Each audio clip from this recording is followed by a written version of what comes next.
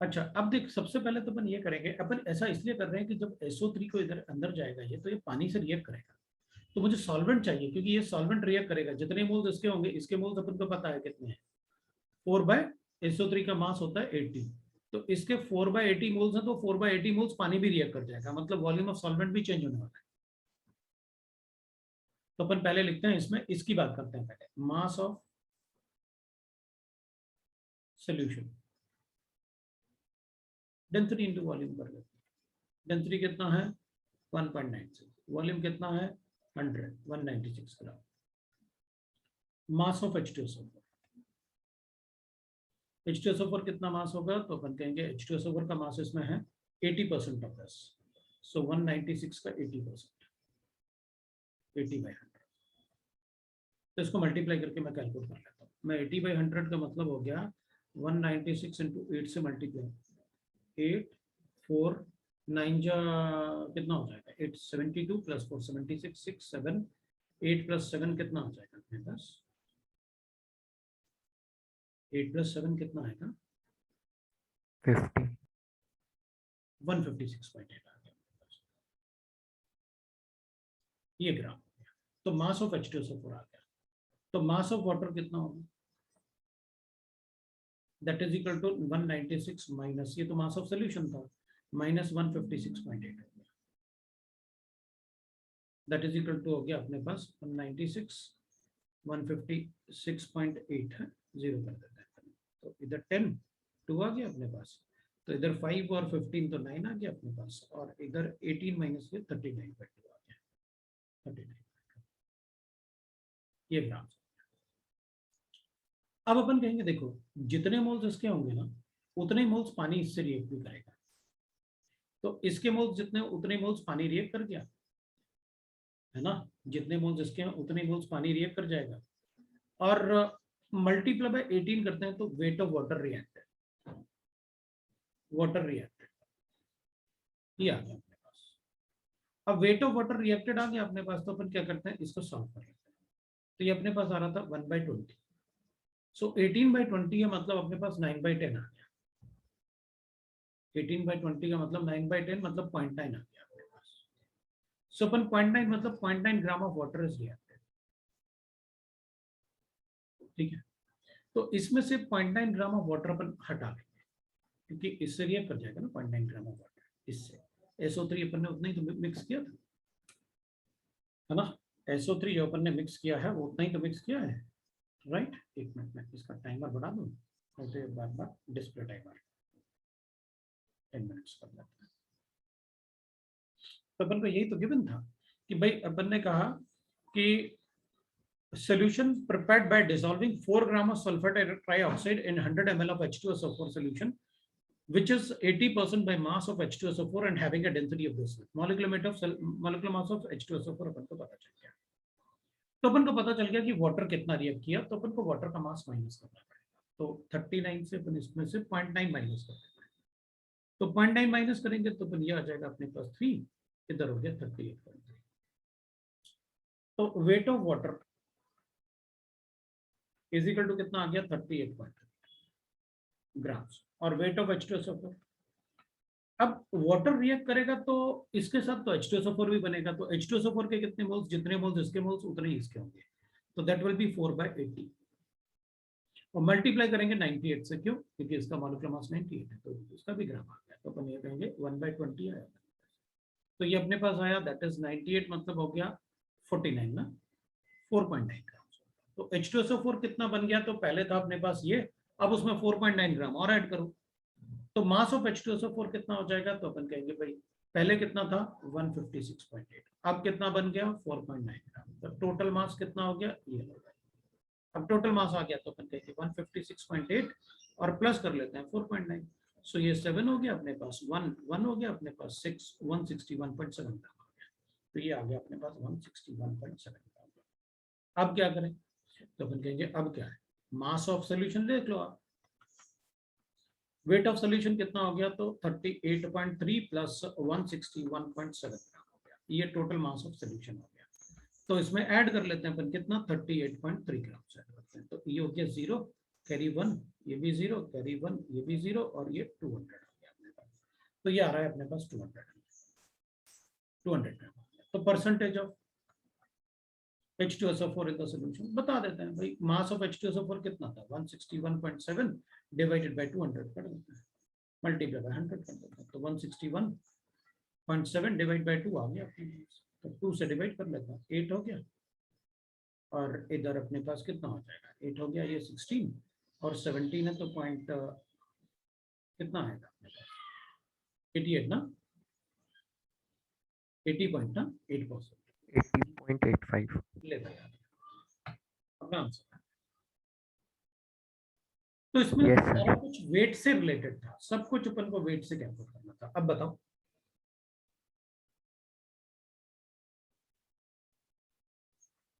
मैं ये सब हटा देता हूँ, कैलकुलेट कर सकते हैं, कोई डाउट नहीं भाई। देखो थोड़ा सा आपको पेशेंस रखना पड़ेगा, आप पेशेंस रखोगे तो आपको आएगा।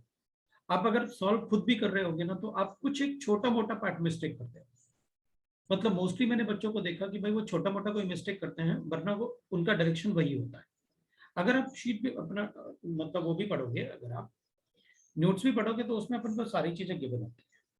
अब देखो, on mixing 15 ml of ethyl alcohol of density, मेरे पास एक इथाइल अल्कोहल है, ठीक है, C2। अब कुछ भी होता है अपन को इथाइल अल्कोहल पता है, अपन को इथाइल अल्कोहल है, कितना ml है, 15 ml है, ऑफ डेंसिटी अपन को गिवन है 0.792 डेंसिटी है। Is mix with pure water at 4 degree, 15 ml of pure water, मैं इसको ना 15 ml pure water at 4 degree centigrade. अब 4 डिग्री सेंटीग्रेड का मतलब हो गया density is equal to 1 gram per ml, इसमें गिवन है, ठीक है। The resulting solution is found to have a density, मैं इन दोनों को मिक्स करके एक सोल्यूशन बनाया मैंने, इन दोनों को मिक्स करके, और जो सोल्यूशन बनता है उसकी डेंसिटी मुझे गिवन है कितनी, that is 0.924 gram per ML density. तो इसमें वाटर प्लस इथेनॉल है। वैसे तो अपन को पता है कि देख, वॉल्यूम जो होगा ना, अगर इन दोनों को मिक्स करोगे ना, तो इनका वॉल्यूम, इसका 15 ml है, इसका भी 15 ml है, इसका जो वॉल्यूम होगा वो 30, volume is equal to 30 ml होना चाहिए, लेकिन रहेगा लेस देन 50। पता क्यों, क्योंकि दोनों आपस में हाइड्रोजन बॉन्डिंग बनाते हैं। अगर हाइड्रोजन बॉन्डिंग बनाएंगे ना, तो मिक्स करने से इनमें बीच में, इनके बीच में अट्रैक्शन होगा, अट्रैक्शन होगा तो वॉल्यूम कंट्रैक्शन होगा। लेकिन अपन कहेंगे अपन कैलकुलेट कैसे करेंगे, तो अपन कहेंगे देख भाई, इसका वेट ले लो, weight of ethanol plus weight of water is equal to total weight. तो अपन कहेंगे वेट क्या होता है, डेंसिटी इनटू वॉल्यूम, इसकी भी डेंसिटी इनटू वॉल्यूम, इसका भी डेंसिटी इनटू वॉल्यूम कर देते हैं। इसका डेंसिटी कितना गिवन है 0.792 और वॉल्यूम हो गया 15 ml। सीजीएस ध्यान रखना, ये ग्राम पर एमएल है, तो ये भी दोनों होना चाहिए। ये डेंसिटी कितना है, इसका तो 1 गिवन है अपन को, 1 into that is 15 is equal to, इसका डेंसिटी मुझे गिवन है 924 into V। V अपन कैलकुलेट कर लेते हैं, तो ये जो वैल्यूज आएगा V का, आप एक बार कैलकुलेट करके चेक करो। भाई मैं थोड़ा जल्दी कैलकुलेट करने के लिए मैं कैलकुलेटर यूज कर सकता हूँ, तुम लोग नहीं कर सकते हैं। वैसे मैं यहाँ पर कैलकुलेट भी कर सकता हूँ, ऐसे 15 के टेबल से मैं फटाफट कर भी सकता हूँ, मुझे प्रॉब्लम नहीं है। लेकिन मैं बस थोड़ा सा जल्दी करने के लिए इंटू 15, ये आ रहा है मेरे पास 11 पॉइंट, ये वाला पार्ट 88, और ये आ रहा है मेरे पास 15, प्लस करूंगा 15 और डिवाइड करूंगा 0.924, मेरे पास 29.09 आ रहा है, ये आ रहा है। तो वॉल्यूम डिक्रीज हो गया, तो कितना डिक्रीज हो गया ये, तो अपन कहेंगे 0.09 डिक्रीज हो गया। तो अपन को क्या पूछा, तो उसने तो percentage of contraction in volume, कितना परसेंट वॉल्यूम कंट्रैक्ट हो गया। तो ठीक है, पॉइंट अपने पास क्या था, 91 डिवाइड बाय 30 मल्टीप्लाई बाय 100, ये होना चाहिए। सो हो गया, अपन कैलकुलेट कर लेंगे इसमें। तो ये ऑलमोस्ट 1/3 आ रहा है, तो अपन देख बता सकते हैं ना, 1/3 है 0.9 है ना, तो इसको पूरा 100 से मल्टीप्लाई करेंगे तो 91/3 आ रहा है। 91/3 का मतलब ऑलमोस्ट 3% आ रहा है, तो 3%।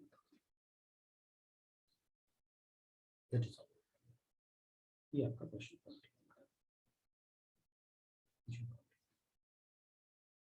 पक्का।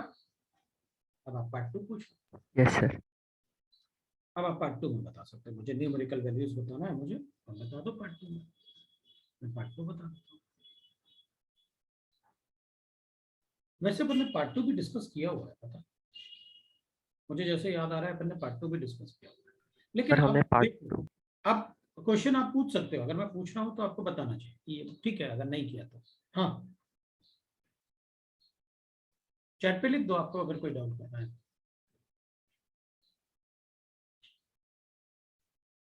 आप चैट पे लिख सकते हो, 13 वाला कर लेते हैं, थोड़ा जल्दी करो क्योंकि आज मतलब वैसे भी अष्टमी है, पूजा वूजा होगी यार अपने घर में, तो अष्टमी की पूजा होती है ना अपने यहाँ, तो अपन को थोड़ा जल्दी मुझे मतलब मुझे थोड़ा जल्दी करना होगा क्योंकि मेरे यहाँ पूजा होती है लक्ष्मी उनकी अष्टमी की। 14 ऑलरेडी है, 13 अच्छा 13 उसने पूछ लिया इसलिए नहीं पूछा, ठीक है तो मैं शुरू कर देता हूँ, क्वेश्चन नंबर 2 से ही शुरू कर देता हूँ, ठीक है। अब उसने ऑलमोस्ट सारे ही पूछ लिए, मतलब ऐसे तो चलो मैं इसको बता रहा हूँ। अब देख सर्टेन ऑर्गेनिक कंपाउंड तुमने जैसे सॉल्व किया होगा, देखो मैं अज्यूम कर रहा हूँ कि तुम सबने ये सॉल्व किया है, अगर सॉल्व करके यस भी सर। ठीक रहेगा, ठीक ना। उसमें क्या होगा कि मतलब आप बड़े अच्छे से बता सकता हूँ ना मैं कि भाई तुम क्या गलती कर रहे थे। Certain organic compound is used as a solvent in many organic reaction containing carbon, hydrogen, and oxygen, and sulfur. The percentage by weight of hydrogen is 7.7% by weight. और लिखने का तरीका भी देखो कि सर कैसे डाटा लिखते हैं, ठीक है ना। अब कॉपी को मत बचाओ ऐसे। और रेशियो ऑफ वेट गिवन है मुझे, वेट रेशियो, तो वेट रेशियो में carbon is to oxygen is to sulphur given है, एंड दैट वेट रेशियो क्या गिवन है अपन को, दैट इज 3:2:4। तो ये वेट रेशियो, वेट रेशियो से काम नहीं चलेगा, अपन को मोलर रेशियो चाहिए, तो इसका मोलर रेशियो लिख लेते हैं। तो मोलर रेशियो, अगर अपन मोलर रेशियो करेंगे तो ये हो जाएगा 3/12, ये हो जाएगा 2/16 और ये हो जाएगा अपने पास 4/32। तो मोलर रेशियो जो आएगा अपने पास ये तो आ जाएगा 1/4 मतलब 0.25, ये 1/8 हो जाएगा तो अपन लिखेंगे दैट इज इक्वल टू 0.125, और ये भी 1/8 हो जाएगा तो ये भी 0.125। इसका मतलब ये हो गया कि ये 2:1:1 का रेशियो है, मतलब जो मॉलिक्यूल है उसमें कार्बन 2 है, ऑक्सीजन 1 है, सल्फर 1 है और हाइड्रोजन वहां पर प्रेजेंट होगा। हाइड्रोजन का अपन को मास गिवन है कितना है, द वेट ऑफ हाइड्रोजन। तो मैं इसमें मॉलिक्यूलर फॉर्मूला एक तरीके से अपन बना लेते हैं कि भाई सपोज कर लेते हैं दैट अपने पास कार्बन हो गया, C2H अपन को नहीं पता, एक सल्फर है और एक ऑक्सीजन है, ये molar ratio, simplest molar ratio. अपन को हाइड्रोजन का डाटा गिवन है और कुछ गिवन है क्या अपन को, weight ratio, what is the least possible molecular mass. हाँ मैं बस यही वर्ड जानना चाहता था, लीस्ट पॉसिबल मॉलिक्यूलर मास।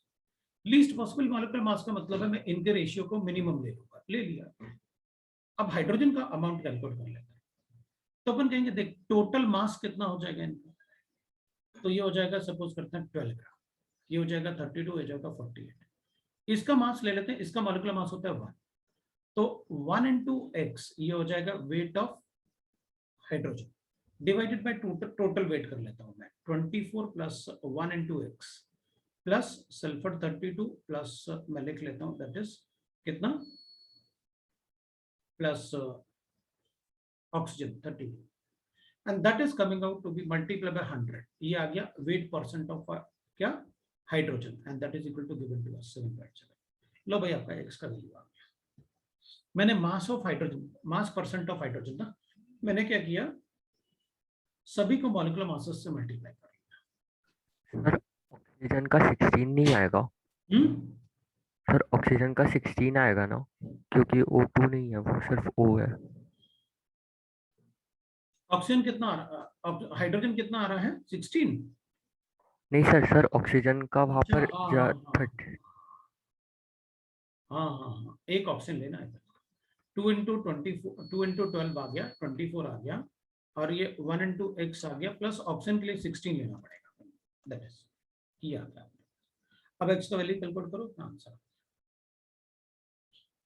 ये आंसर है। तो इधर सब्स्टिट्यूट करके मॉलिक्यूलर फार्मूला बन गया, मॉलिक्यूलर वेट आप बता देना। ये क्वेश्चन 2 है। क्वेश्चन 3 की बात, 3 वाले में अपन को गिवन है, consider the following reaction involve in the preparation of Teflon. Teflon होता है नॉन स्टिकी, जो होता है ना कुकिंग वेयर्स, जो अपन खाना बनाते हैं ना घर में, तो अपना खाना स्टिक नहीं होता है, तो उन पे एक जो लेयर होता है ना बर्तन पे, वो टेफ्लॉन का लेयर होता है, दैट्स अ पॉलीमर। वो गर्म करने से हार्ड होता है, उससे टूटता नहीं है, निकलता नहीं है। तो अपन कहेंगे ठीक है भाई, ये कह रहा है कि मैं इसमें ना टेफ्लॉन पॉलीमर कैसे बनता है वो देखते हैं। तो HCF6 को अपन रिएक्ट करेंगे किसके साथ, दैट इज CH2 पॉलीथीन के साथ। This is a polythene polymer. तो ये क्या होता है, ये कन्वर्ट हो जाता है टेफ्लॉन में। तो अपन को ये पता होना चाहिए, हमेशा के लिए याद रखना कि टेफ्लॉन बनाते कैसे हैं, पॉलीथीन से बनाते हैं टेफ्लॉन। तो ये N हो गया और प्लस अपने पास आएगा, और क्या बनाया, HF बनाया, प्लस HCF4 बनाया। अब अपन कहेंगे देख भाई, मुझे ना F जो है 4F तो इधर आ रहा है, और वो भी N टाइम्स।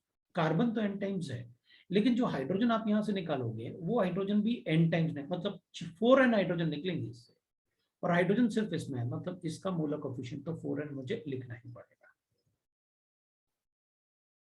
भाई। इधर 4N हाइड्रोजन निकलेंगे ना इससे, तो इसका मोलर कोफिशिएंट तो मुझे 4N लिखना ही पड़ेगा, क्योंकि यहां से आपने 4N हाइड्रोजन निकाले और हाइड्रोजन सिर्फ इसमें थे। तो मैं क्या करूंगा, अगर यहाँ से 4N निकाले हैं तो कार्बन तो N टाइम्स है इसमें, तो फ्लोरीन चाहिए अब मुझे। अब अगर मैं इसको 4N कर लेता हूँ, सपोज करता है, तो मैं इसको भी ना इसको 4N ऐसे लिख देता हूँ। अगर मैं 4N, एक बार सेट एंड ट्रायल मेथड से मैं बैलेंस करने की कोशिश कर रहा हूँ ताकि वो बैलेंस हो जाए, एक बार चेक करूंगा, नहीं तो फिर मैं 4N को 4NXEF4 ऐसे कर लेता। अब मैं एक बार चेक कर लेता हूँ, 4 6 जा 24, और इधर हो गया 4 4 जा 16, और प्लस 4 20, और 4 24, मेरा रिएक्शन बैलेंस है, क्योंकि सभी में है। सर तो फिर ऐसे रिएक्शंस को हम लोग ऐसे बैलेंस करेंगे ना, मतलब N कोफिशिएंट डाल के। ऑब्वियसली तभी तो बता रहा हूँ। Okay sir. है ना भाई, तभी तो बता रहा हूँ, यही तो सीखना है अपन को। बाकी चीजों में क्या सीखना है, थोड़ी कुछ सीखना है अपन को। आपने छोटा सा बैलेंसिंग बताया आपने से, 100 ग्राम ऑफ टेफ्लॉन चाहिए अपन को, ये 100 ग्राम, ठीक है। तो अपन को चाहिए determine the moles of this, इसके मोल्स कितने रिक्वायर्ड होंगे to calculate the 100 gram of Teflon. इसका मॉलिक्यूलर मास ले लेते हैं, कितना होगा, 2 कार्बन 24, 1 फ्लोरीन 18, 4 फ्लोरीन 36, कितना हो गया 0 1 60, तो 60 N से डिवाइड कर देता हूँ भाई। अगर आप ऐसे लिखोगे Cl2, तो 2 Cl का मास लेना पड़ेगा ना, आपने इधर 60 इसका मास है और N इधर है, ये N2 है, यहाँ पर 2 होता तो अपन को मल्टीप्लाई करना पड़ता ना एटॉमिक मास को, इसलिए मैंने मल्टीप्लाई। अभी जितने मोल्स इसके होंगे उसके 4N टाइम्स मोल्स इसके होंगे, इसके मोल्स होंगे, ये कैंसिल कर दो, बता 40/10, 40/6 ना, ये आ रहा है, तो 40/6 कितना होगा, कर दो कैलकुलेट।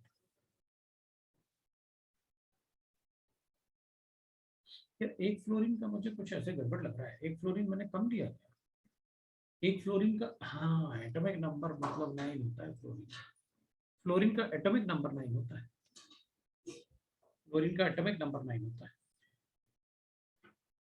अगर 9 होगा तो 19 उसका होता है molecular weight, 19 plus 19 plus 19 plus 19, मतलब 38 प्लस 38 हो गया, और प्लस 24 करना पड़ेगा, ये कितना होगा 16 20 2 4 6 100, तो बकवास ही हो गया फिर क्वेश्चन।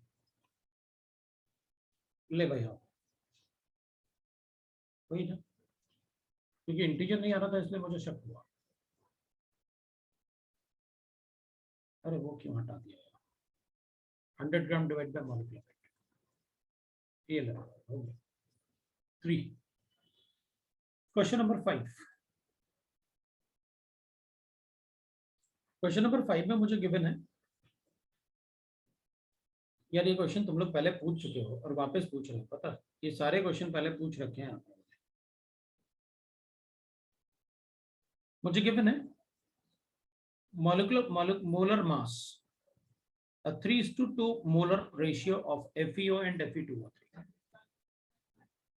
मेरे पास एक सैंपल है, उसमें FeO है और Fe2O3 है, और इनका मोलर रेशियो मुझे गिवन है कितना, 3:2 मोलर रेशियो, ठीक है। React with oxygen to produce a mixture, इसको ऑक्सीजन से रिएक्ट करना है to produce a mixture of FeO and Fe2O3 है, फिर वही mixture Fe2O3 and that is a molar ratio of 2:3. यही तो यहाँ गिवन था, नहीं यहाँ उल्टा हो गया। अच्छा ठीक है, find the mass of O2 gas required to per mole of the initial mixture, इसको बताना है अपन को, mass per mole of initial mixture, initial mixture. अब सबसे पहली बात तो ये तो ऑक्सीजन से रिएक्ट करता नहीं है, क्योंकि आयरन ऑलरेडी +3 स्टेट में है, तो इससे ज्यादा ऑक्सीडेशन स्टेट आयरन का होता ही नहीं, इसलिए ये रिएक्ट करेगा, क्योंकि वो तो ऑलरेडी मैक्सिमम ऑक्सीडेशन स्टेट में, तो ये रिएक्ट करेगा नहीं, ये रिएक्ट करेगा। अब प्रॉब्लम ये है कि ये रिएक्ट तो करे, मतलब भाई अपने पास गिवन है FeO गिवन है, Fe2O3 गिवन है, आपने कहा ये रिएक्ट करेगा नहीं, नो रिएक्शन, मान लिया ये ऑक्सीजन से रिएक्ट करेगा तो ये बनाएगा Fe2O3। अब प्रॉब्लम ये है कि अगर ये सारा का सारा रिएक्ट कर जाए इससे, क्योंकि बैलेंस तो मैं कर लूंगा, इसको ट्वाइस कर दो और इसको 3/2 कर लो, बैलेंस 3/2 करेंगे तो 3 ऑक्सीजन है और 2, ठीक है। अपन उसको मल्टीप्लाई भी कर सकते हैं, इसको 4 करके, इसको 3 करके, इसको 2 कर सकते हैं, कर ही लेते हैं, इसको 2 कर देते हैं, इसको 4 कर देते हैं। अब अपन कहेंगे अगर ये सारा का सारा इसमें कन्वर्ट हो जाए तो अपने पास तो सिर्फ Fe2O3 ही बचेगा जो रिएक्ट नहीं किया और जो बन गया, तो ये FeO कहां से आएगा? इसका मतलब है कि सारा का सारा FeO रिएक्ट नहीं किया, it do not react completely.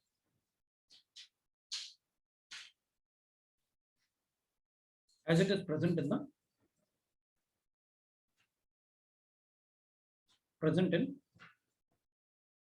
product. इसका मतलब ये सारा रिएक्ट नहीं किया, तो कितना रिएक्ट किया?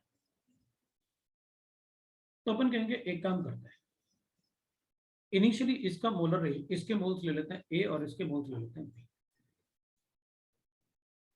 तो मुझे एक इक्वेशन गिवन है A/B इज इक्वल टू होता है दैट इज 3/2, एक तो ये इक्वेशन हो गया शुरू वाला। जब अपन ने ऑक्सीजन से रिएक्ट करवाया ना, तो ऑक्सीजन से रिएक्ट करके ऑक्सीजन से सिर्फ ये रिएक्ट किया, ये तो रिएक्ट किया नहीं, इसलिए अपन लिखते ही ऑक्सीजन से ये रिएक्ट किया, लेकिन ये रिएक्ट तो किया लेकिन पार्शियली रिएक्ट किया। इसको थोड़ा दूर लिख लेते हैं क्योंकि उसका रिएक्शन लिखना है, ये तो रिएक्ट किया ही नहीं ना, B मोल्स, इसके A मोल्स। अब ये तो रिएक्ट किया ही नहीं, ये रिएक्ट किया, तो ये पूरा रिएक्ट नहीं किया क्योंकि ये बचना भी चाहिए। तो अपन कहेंगे अगर मान लो इसके, अब रिएक्शन के हिसाब से लिखते हैं, अगर इनके 4x मोल रिएक्ट करेंगे तो इसके 3x मोल्स रिएक्ट करेंगे और इसके कितने मोल्स बनेंगे? इसके 2x मोल्स बनेंगे। भाई इसके 4 मोल रिएक्ट करते हैं इसके 3 मोल से, तो इसका 2 मोल्स बनता है, चलेगा।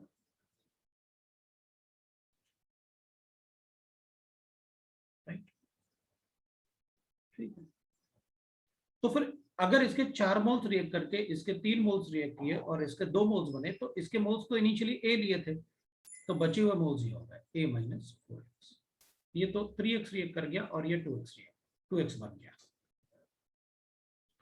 अब अपन को ध्यान से ये देखना पड़ेगा कि भाई बचा हुआ FeO और बना हुआ Fe2O3 प्लस ये तो पहले से ही है उसमें, तो अपन दूसरा इक्वेशन बनाएंगे। अपन को दूसरा इक्वेशन क्या गिवन है, FeO अपन Fe2O3, मतलब मोल्स ऑफ FeO कितना हो गया A - 4x, और Fe2O3 कितने हो गए टोटल मोल्स B + 2x। ये अपन को गिवन है 2 ये अपना इक्वेशन 2 है।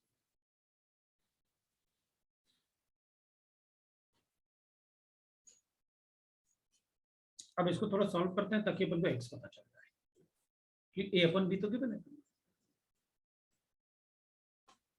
A/B तो गिवन है, तो अपन को x पता चल जाएगा। तो अपन से पूछा था मास ऑफ ऑक्सीजन, तो अपन क्या x अगर पता चल जाए तो 3 × x will be the moles of oxygen. 3x is the moles of oxygen for total 5 moles. उसने पर मोल पूछा है अपन से क्वेश्चन में, ध्यान रखना। क्वेश्चन में उसने पूछा था कि कितना मास ऑक्सीजन का रिक्वायर्ड होगा पर मोल के लिए, जबकि ये टोटल कितना है दोनों के मिला के 3 मोल्स, 3:2 का रेशियो ना, 3 मोल्स। तो 3 मोल के लिए 3x ग्राम ऑफ ऑक्सीजन चाहिए। पहले आप यहां से x कैलकुलेट कर लो, 3x हो गए moles of oxygen for 5 moles. तो 1 मोल के लिए कितना होगा बता दो, हो गया आंसर, बोलो तो आगे कैलकुलेट कर देता हूं, इसको क्रॉस मल्टीप्लाई कर लो, x को a और b के रेशियो में निकाल दो, a और b का रेशियो गिवन है, तुम बता डाल देना उसको, सब्स्टिट्यूट कर आ गया अपने, तो x आ जाएगा, तो इधर 3x इसके मोल्स हो गए, मल्टीप्लाई बाय ग्राम कर लें, 32 से मल्टीप्लाई करते हैं, तो 5 मोल के लिए कितना ग्राम, तो 1 मोल के लिए बताओ कितना ग्राम होगा, वो आपका आंसर होगा। क्वेश्चन नंबर 5, मैं 8 पे जा रहा हूँ, समझ में आया सबको? Yes sir. कर लेना उसको, है 8 पे चलते हैं। 8th वाले में अपन को गिवन है 240 ग्राम ऑफ कार्बन, सीधा मोल्स की बात करते हैं, 20 मोल्स ऑफ कार्बन है मेरे पास। सो कार्बन मेरे पास है 20 मोल्स, डिवाइड बाय 12 किया ना in a container to convert it completely into carbon dioxide. अच्छा ठीक है, इसको ऑक्सीजन से रिएक्ट करेंगे CO2 में, 20 मोल्स इसके बन जाएंगे, but in the industry it has been found that 280 gram of carbon monoxide is also formed along with it। अच्छा ठीक है, मतलब ये कह रहा है कि इसके साथ साथ ये भी करना, ठीक है, इसका मतलब मेरे पास 20 मोल्स टोटल है, x मोल इसके ले लेते हैं, 20 - x मोल इसके लिए,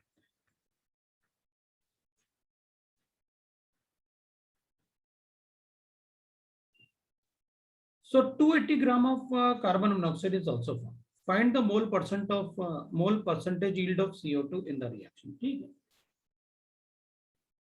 भाई, इसके मोल्स गिवन है, इसके मोल्स से इसके मोल्स आ गए, और ये मुझे कितना गिवन है भाई, ये अपन को गिवन है 280, मतलब ये 16 + 12 28, सो 280 डिवाइड बाय 28 10 आ गया, मतलब x का वैल्यू मेरे पास 10 आ गया, तो जितने मोल्स इसके उतने मोल्स इसके, x का वैल्यू अपने पास 10 आ गया।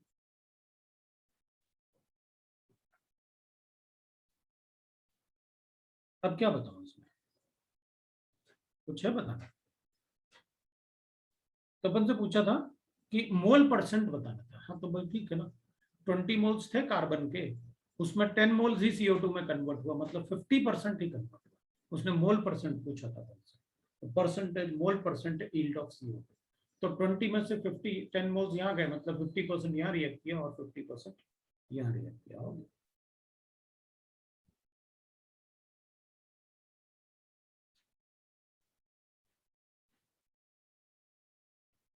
सर बोलो।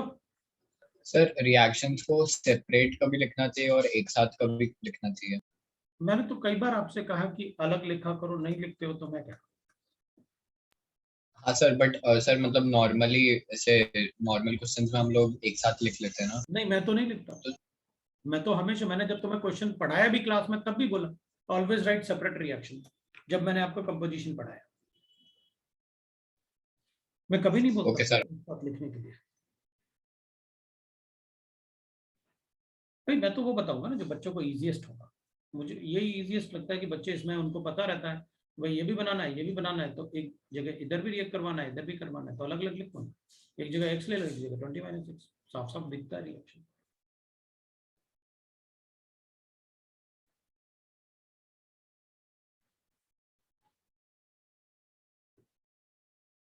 अब 9th क्वेश्चन में मुझे गिवन है 1 mole of A reacts with half mole of B2। A का 1 मोल रिएक्ट करता है half moles of B2 according to the reaction given भी है। 100 kilo calories of heat is liberated, तो ये AB2 बनाएगा ना, तो 100 kilo calories of heat liberate होता है। ठीक है।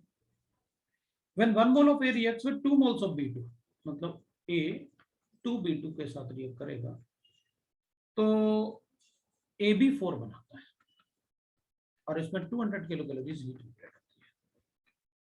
ठीक है। When 1 mole of A completely react with excess of B, अब ये कह रहा है कि when 1 mole of A reacts completely with excess of B2, total energy liberated is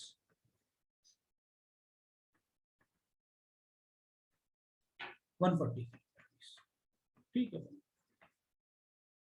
तो मैं कहूंगा 1 मोल है तो A रिएक्ट करता है हाफ B2 के साथ तो बनाता है AB2, और A रिएक्ट करता है B2 के साथ ट्वाइस ऑफ B2 के साथ तो बनाता है ट्वाइस ऑफ AB2। अब टोटल अपन को A का 1 मोल गिवन है, तो अपन क्या करेंगे, इसके x मोल रिएक्ट करवा देते हैं और इसके 1 - x मोल रिएक्ट करवा देते हैं। Calculate the moles of B2 use. ठीक है, जितने मोल्स इसके होंगे इसके मोल्स x/2 यूज हो जाएंगे और इसके मोल्स 2 × 1 - x यूज हो जाएंगे। अब ये कह रहा है कि यहाँ पर जो एनर्जी लिबरेट होगा और यहाँ पर जो एनर्जी लिबरेट होगा वो 140 है, दोनों में 140 किलो कैलोरीज। ठीक है, हो गया ना अपना क्वेश्चन। भाई 1 मोल ए रिएक्ट करेगा तो 100, अगर x मोल रिएक्ट करेगा तो 100x कर लेता हूँ। So energy in first reaction plus energy in second reaction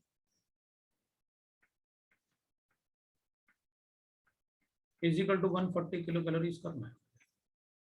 तो फर्स्ट रिएक्शन में 100x आ गया।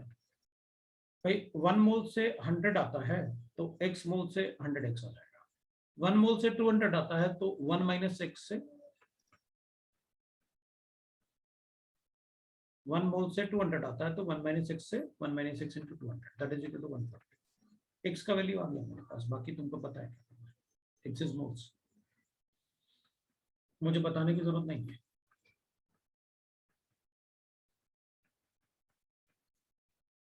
है ना, मुझे बताने की जरूरत नहीं है। हाँ सर, अभी हो जाएगा। ठीक है।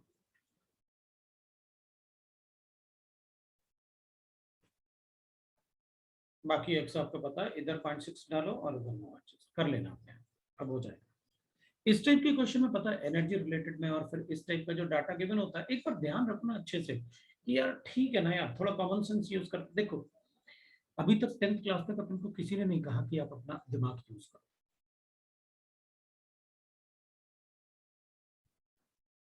समझे? अब दिमाग यूज करना पड़ेगा, तो प्रॉब्लम तो होगी, प्रॉब्लम तो होगी, इसलिए थोड़ा दिमाग यूज करोगे। इसलिए मैंने आपसे कुछ नहीं कहा, आप 10 बार पूछोगे मैं 10 बार बताऊंगा, क्योंकि मुझे पता है अब दिमाग यूज करना पड़ेगा। तो अच्छा, जितना ज्यादा जो दिमाग यूज करेगा ना, जितना ज्यादा टेंशन लेके दिमाग यूज करेगा वो उतना इजीली चीजों को समझ भी जाएगा और मेरा काम भी हो जाएगा। 12th क्वेश्चन की बात करते हैं। थोड़ा तो टेंशन लेना पड़ेगा। आप सोचो कि फटाफट आ जाए, ऐसा नहीं। Sum of the average oxidation state of this will be equal to sulphur in this. ठीक है, अपने पास क्या गिवन है, H2S2O8 H2O5 प्लस अपन लिखेंगे Na2S2O3। इसका ऑक्सीडेशन स्टेट कितना होगा, +6, और इसका ऑक्सीडेशन स्टेट +2। सर H2S है, H2 S एक ही है। मैंने तो उसी के हिसाब से कैलकुलेट किया, क्योंकि मैंने उसमें H2SO5 पढ़ा था, मुझे पता चल गया था वो +6 बताना है, क्योंकि वो पैरोक्साइड है। कैलकुलेशन से +8 आ रहा है, वो गलत है। कोई प्रेडिक्ट तो क्योंकि ये पैरोक्साइड है ना, क्योंकि छपा समझो, अगर नॉर्मल वैलेंस शेल से, वैलेंस इलेक्ट्रॉन से ज्यादा ऑक्सीडेशन स्टेट आए, इसका मतलब क्या है कि वो पैरासिट है, उसमें पैरोक्साइड बॉन्ड है।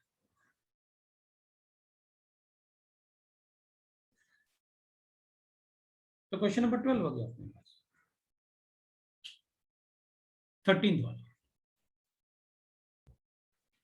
13th वाले में अपन को गिवन है द रिएक्शन ऑफ दिस, अपने पास Cl2 गिवन है, H2O3 2 negative, that is thiosulphate, ये लिखा हुआ है। सोडियम हटा दिया अपन ने, ये thiosulphate is carried out in a basic medium. ठीक है ना, बेसिक मीडियम में लिखो ना, हमें क्या फर्क पड़ेगा। SO4 2 नेगेटिव है प्लस Cl माइनस है, starting with 1.5 moles of ये and 0.1 moles of this, so 1.5 moles of this and 0.1 moles of this चलेगा, and 3 moles of OH minus है, इसमें अपन को 3 moles given है। Cl2 के moles 0.1 है, H2O3 2 नेगेटिव के moles अपन को 0.1 है, ये 1.5 है ना, ये तो 1.5 है, और OH minus के moles अपन को 3 चलेगा। How many moles of OH negative will be left in the solution after the complete reactions? ठीक, मतलब लिमिटिंग रेजेंट ये दोनों है, वो बचेगा एक्सेस में, चलेगा ना। तो बैलेंस कर लेते हैं, रिएक्शन बैलेंस करना पड़ेगा अपन।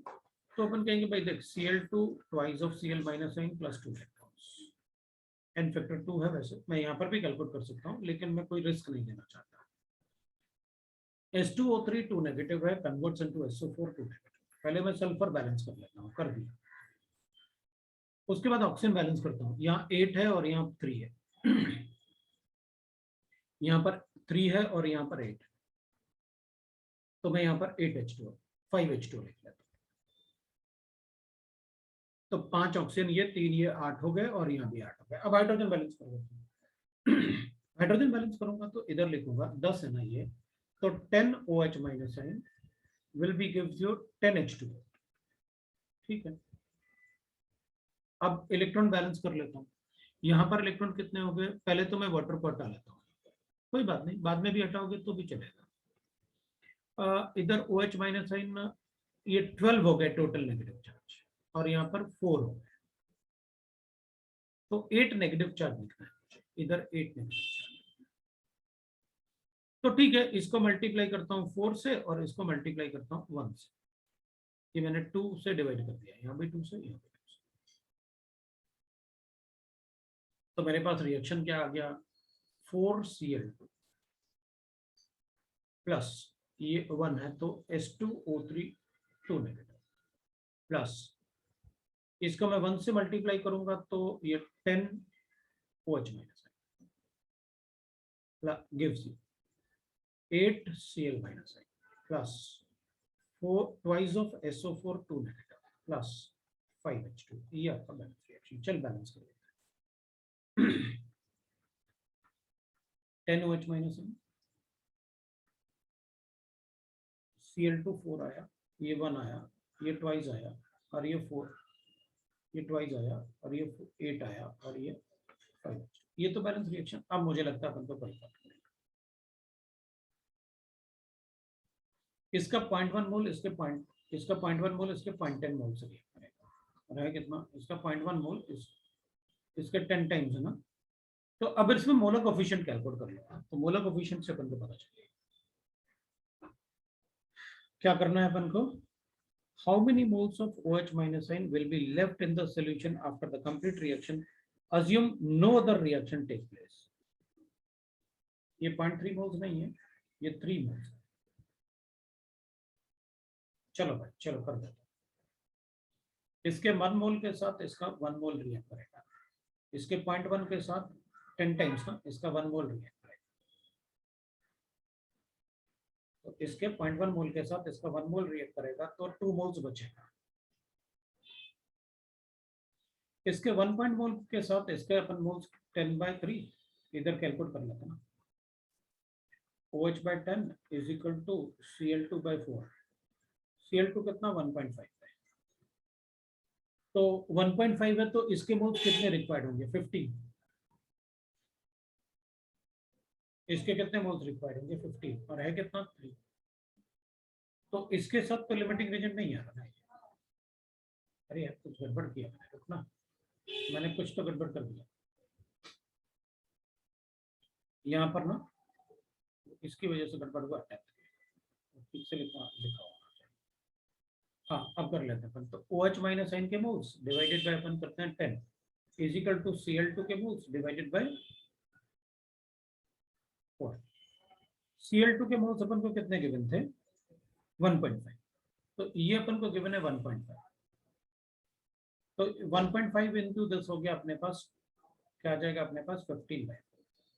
तो 15/4 का मतलब हो गया कितना 4 4 जो 16, तो कितना आएगा इसमें 3 पॉइंट समथिंग आ रहा ना, 3.7 कुछ। 3.7 ऐसे कुछ आ रहा है। तो इसका मतलब है इसके 3.7 रिक्वायर्ड होंगे, तो भाई इससे तो रिएक्ट ही नहीं कर पाएगा, इसी से रिएक्ट करेगा बस, इससे तो रिएक्ट भी नहीं कर पाएगा, बस इसी से रिएक्ट करेगा, बस इसी से रिएक्ट करेगा।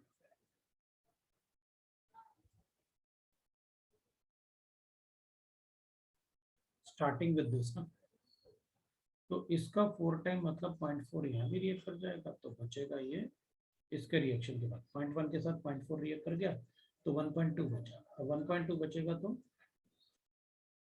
1.2 1.2 क्यों 1.1, तो 11/4 10/4, फिर भी मतलब फिर भी अपन कहेंगे लिमिटिंग रीजन इसके साथ ये है और इसके साथ ये लिमिटिंग है, मतलब ओवरऑल लिमिटिंग रीजन अपने पास क्या आ रहा है, ये लिमिटिंग रीजन आ रहा है। तो अगर ये लिमिटिंग रीजन आ रहा है तो ये इसके साथ रिएक्ट करेगा, तो इसके 2 मोल्स बच रहे हैं, और ये इसके साथ रिएक्ट करेगा तो फिर यही कंप्लीटली कंज्यूम हो रहा है। इसके 10 मोल के साथ ये रिएक्ट करेगा तो कितने मोल्स रिएक्ट करेंगे 4/10 इंटू 3, 4/10 इंटू 3 कितना होता है 12/10 1.2 मोल्स, तब भी इसके 0.5 बच रहे हैं, मतलब ये एक्सेस में। तो वो तो है ही, तो फिर ये सिर्फ इससे रिएक्ट कर पाएगा, बस इससे रिएक्ट नहीं करेगा भाई, ये इससे रिएक्ट करेगा तो फिर ये कंप्लीटली कंज्यूम होकर ये भी बचेगा। और क्वेश्चन में अपन से शायद इसके लिए पूछा है कि how many moles of OH minus N will be left in the solution after the reaction is complete and no other reaction occurs, मतलब इन्हीं के साथ रिएक्शन करना है, तो इसके साथ रिएक्ट करेगा, इसके साथ रिएक्ट नहीं कर पाएगा, 2 मोल्स बच जाए इंटीजर टाइप है ना।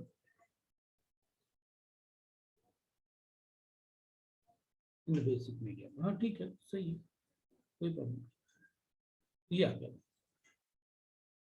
भाई, इसके साथ बार रिएक्ट करेगा, इसके साथ रिएक्ट नहीं कर पाएगा क्योंकि ये खुद ही लिमिटिंग रिएक्ट है, और अपन से पूछा है कि ये कितना बचेगा, कंप्लीटली कंज्यूम हो जाएगा। सो आंसर विल बी 0, बता सकते हैं ना अपन, 0 to वो लिखा हुआ है क्या, एक मिनट रुकना अपन देख लो, मैं 0 लिखा होगा तो 0 बताएंगे, न्यूमेरिकल नहीं, न्यूमेरिकल वैल्यू लिखा होगा, हाँ तो न्यूमेरिकल वैल्यू में 0 भी तो आता है आंसर, ये तो कंप्लीटली कंज्यूम हो रहा है, कंप्लीटली कंज्यूम।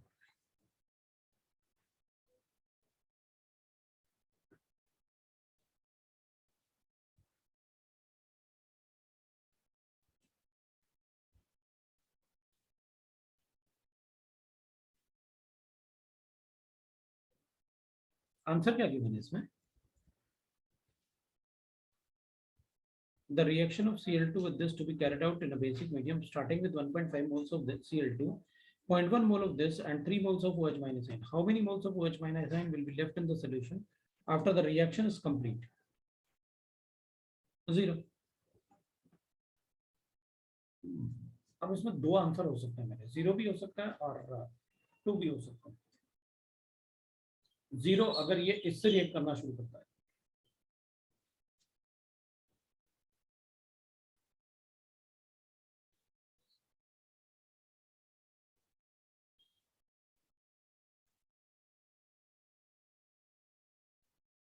एक मिनट रुकना, अपन एक बार और चेक कर लेता हूँ। इसका इनफैक्टर 2 आ रहा है, इसका इनफैक्टर आ रहा है +2 से +6 तक 8 आ रहा है। इसको 8 से मल्टीप्लाई करूंगा, इसको 2 से मल्टीप्लाई करूंगा। 8 मतलब 16 हो जाएगा और 2 मतलब 4 ना, 4 ये। हाँ तो ठीक है ना, 2 से डिवाइड किया तो 4 ये आ रहा है, 1 ये आ रहा है, 2 ये आ रहा है, 8 ये आ रहा है। रिएक्शन बैलेंस से कोई प्रॉब्लम नहीं। एक बार OH का कोफिशिएंट चेक करना है मुझे, एक मिनट रुकना। 2 4 जा 8, ये 16 है। 2 4 जा 8, 4 4 जा 16, तो इधर 8 है, इधर 16 है, 16 ऑक्सीजन है और इधर 8 ऑक्सीजन है।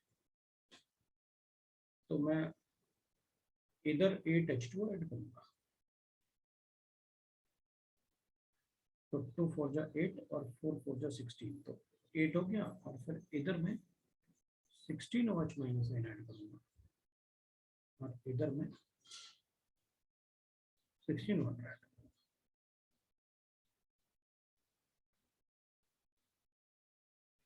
एट वाटर आ रहा है। एक बार बैलेंसिंग देखना, बैलेंसिंग में कुछ गड़बड़ है शायद।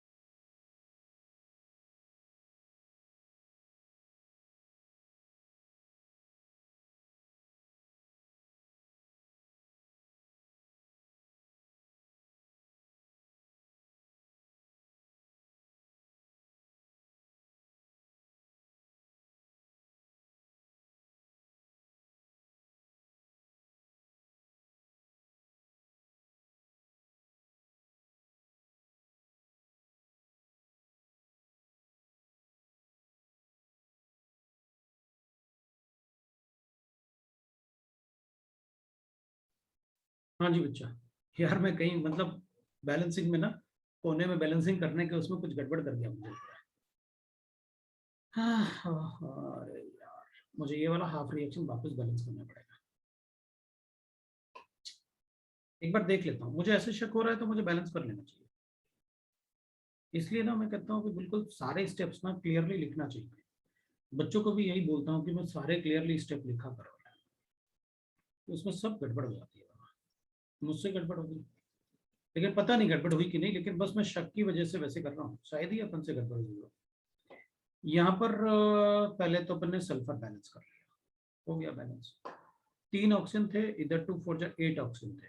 8 ऑक्सीजन मतलब अपन ने 5 ऑक्सीजन इधर ऐड कर लिया, बैलेंस हो गया। अब ऑक्सीजन बैलेंस हो गए तो सल्फर बैलेंस है, ऑक्सीजन बैलेंस है, हाइड्रोजन बैलेंस कर लेते हैं बेसिक मीडियम में। तो 5 हाइड्रोजन मतलब मुझे 10 हाइड्रोजन मतलब 10 OH माइनस आयन भी ऐड करने चाहिए मुझे। सो इधर मैं 10 H2 बना दूंगा। सही तो कर रहा था, इसको ही तो कैंसिल किया तो मैंने, और क्या किया। 5H2 बनाए तो था। फिर 10 और 2 12 था, और इधर अपने पास 4 था, तो अपन ने 8 इलेक्ट्रॉन ऐड किए थे इधर, वही तो किया था। बाद में अपन ने क्रॉस मल्टीप्लाई किया था, क्रॉस मल्टीप्लाई किया था, तो अपन ने कोई प्रॉब्लम नहीं था, तो सही था। भाई अपन ने इसको मल्टीप्लाई करना था 2 से, और ऊपर वाले को मल्टीप्लाई करना था 8 से, तो इसको अपन ने 4 बना लिया था, इसको अपन ने 1 बना लिया था। मुझे लगता है रिएक्शन तो बैलेंस ही था, फिर कोई प्रॉब्लम नहीं। फिर तो अपन यही कहेंगे भाई कंप्लीट के बाद ये इसको तो रिएक्ट करवा ही नहीं पाएगा ना पूरा, फिर आंसर अपन 0 भी बता सकते हैं, 2 भी बता सकते हैं। बस गया, एक मिनट क्वेश्चन पढ़ के मैं वापस कर सकता हूँ।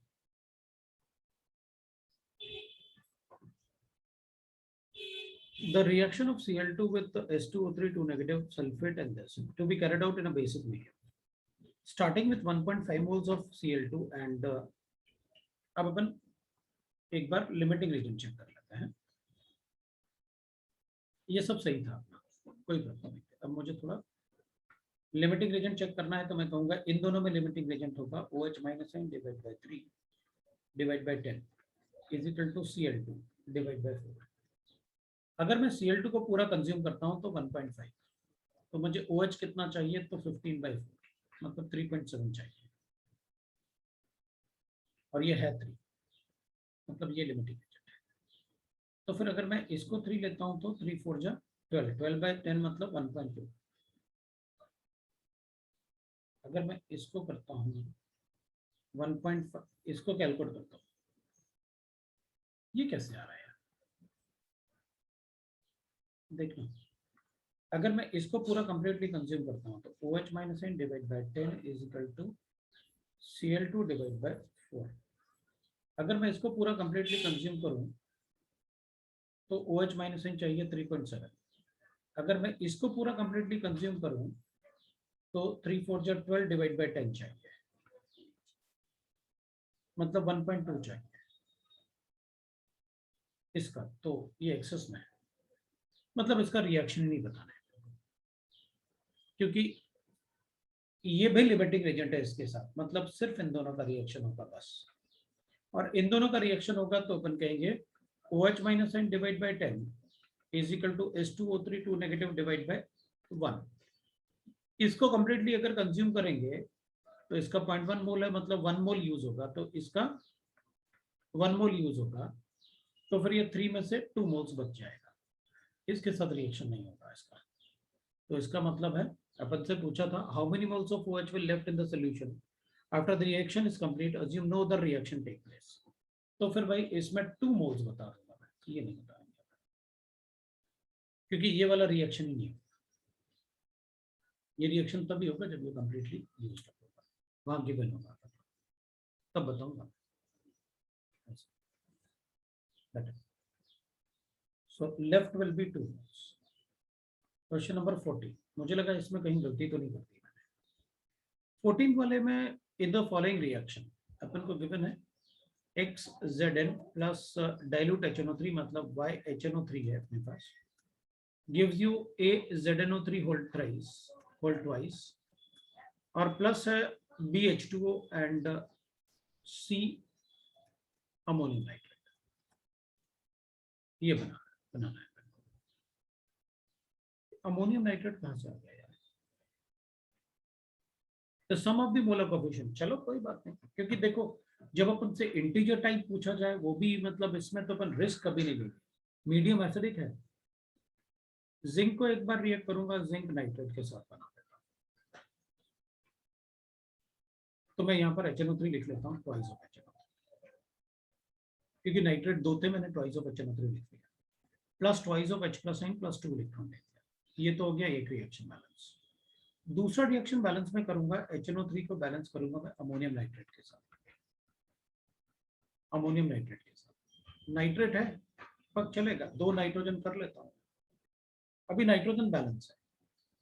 अब मैं ऑक्सीजन बैलेंस कर लेता हूँ, यहाँ 6 है यहाँ 3 है, तो 3H2 अभी बैलेंस हो गया। नाइट्रोजन भी बैलेंस है, ऑक्सीजन भी बैलेंस है। हाइड्रोजन बैलेंस करता हूँ, यहाँ पर हाइड्रोजन हो गया 4 + 6 10 और यहाँ 2, मतलब यहाँ पर 8 हाइड्रोजन। अब इलेक्ट्रॉन की बात कर लेता हूँ, तो यहाँ पर 8 इलेक्ट्रॉन ऐड कर लेता हूँ, तो इसको 4 से मल्टीप्लाई कर देता हूँ और इसको 1 से मल्टीप्लाई कर देता हूँ। इसको मतलब 2 से करना था मुझे और इसको 8 से मल्टीप्लाई करना था मुझे। 2 से डिवाइड करते हैं तो इसको 4 से मल्टीप्लाई करते हैं और इसको 1 से। चल भाई, रिएक्शन बैलेंस हो गया। रिएक्शन बैलेंस होगा तो HNO3 मतलब जिंक लिख लेता हूँ पहले, तो 4 ZnO3 Zn आ जाएगा। HNO3 2 यहाँ से आएंगे और 4 2 8 यहाँ से 10 HNO3 आ जाएगा। H+ साइन यहाँ पर 8 है, यहाँ पर भी 8 है, कैंसिल ही कर देता हूँ, आने की जरूरत नहीं उसको। अब इधर बात करूंगा तो 4 टाइम ZnNO3 और ये अमोनियम नाइट्रेट आ जाएगा अपने पास, और वाटर अपने पास 3H2 आ रहा है। ये बैलेंस है। अब जरा देख लेता हूँ मोलर कोफिशिएंट क्या है। ठीक है, अपन को क्वेश्चन में पूछा है A + B + C मतलब इनके मोलर कोफिशिएंट, तो 4 + 1 + 3, आंसर इज 8।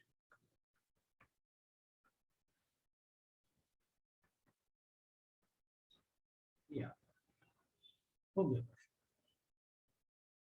मतलब अपन रिस्क नहीं लेंगे जब भी, क्योंकि इंटीजर टाइप में अगर इतना अच्छा क्वेश्चन पूछ रहे हैं तो ऑब्वियस ही बात है अपन रिस्क लेंगे तो गड़बड़ हो जाएंगे।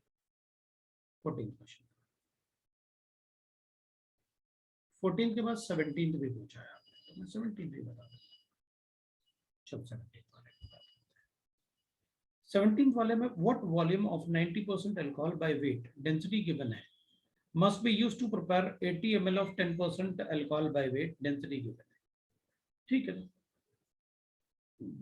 भाई, डेंसिटी है तो मास इक्वेट कर दो ना, डेंसिटी गिवन है, वॉल्यूम गिवन है, और इन ml what volume in ml 90% alcohol by weight, मतलब जो भी डेंसिटी गिवन है वॉल्यूम ले लो आप v, तो v इंटू मतलब आपको डेंसिटी गिवन है, आपको सिर्फ इक्वेट करना है, हो जाए। तो आप क्या करो, अब अपने पास 2 अल्कोहल्स है, एक अल्कोहल 2 अल्कोहल, दोनों को मिक्स करके एक थर्ड अल्कोहल बनाना है, तो इसका VML ले लो 90% बाय वेट, इसका मास आपको पता है 90 gram and 100 gram, density given है 0.8। तो यहां पर भी ले लो आप, वॉल्यूम कितना है अपने पास, V = 80 ml और इसका डेंसिटी गिवन है 0.9। अच्छा, use to prepare 80 ml of this, हाँ तो दोनों को इक्वेट कर देते ना, इन्हीं को इक्वेट करना है, मिक्स थोड़ी करना है, मिक्स करने की तो बात ही नहीं कर रहा, ये तो इन्हीं इसी को कन्वर्ट करना है कि अगर ये अपन को गिवन है और ये अपन को बनाना है, और कितना बनाना है, ये 10% ऑफ अल्कोहल बाय वेट। हो गया, दोनों के मास इक्वेट कर दो भाई, इसका वेट कितना हो जाएगा, तो दोनों को इक्वेट कर देते हैं भाई ऐसे, तो ये 10% बाय वेट है और ये भी 90% बाय वेट, तो कैलकुलेट कर लेते हैं, एक मिनट रुकना। हाँ बजी, गुड आफ्टरनून।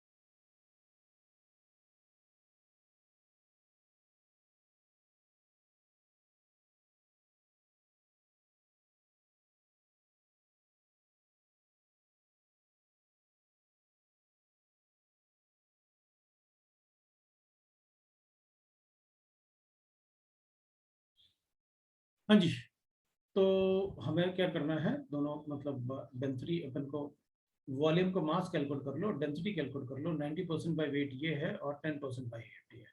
हाँ, तो दोनों का मोलालिटी दोनों की इक्वल कर लेते हैं, मोलालिटी मुझे लगता है वो ज़्यादा इजी रहेगा, तो कंसंट्रेशन तो दोनों का सेम ही कर लेते हैं, मोलालिटी इक्वल कर। अब मोलालिटी में क्या चाहिए अपन को, इसकी मोलालिटी क्या हो जाएगी, वेट ना,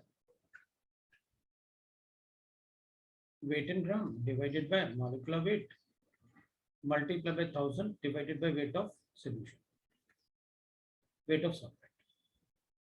इसको भी वही कर लेते हैं, weight in grams divided by molecular weight तो मैं कैंसिल करने वाला हूँ, into 1000 divided by weight of solvent।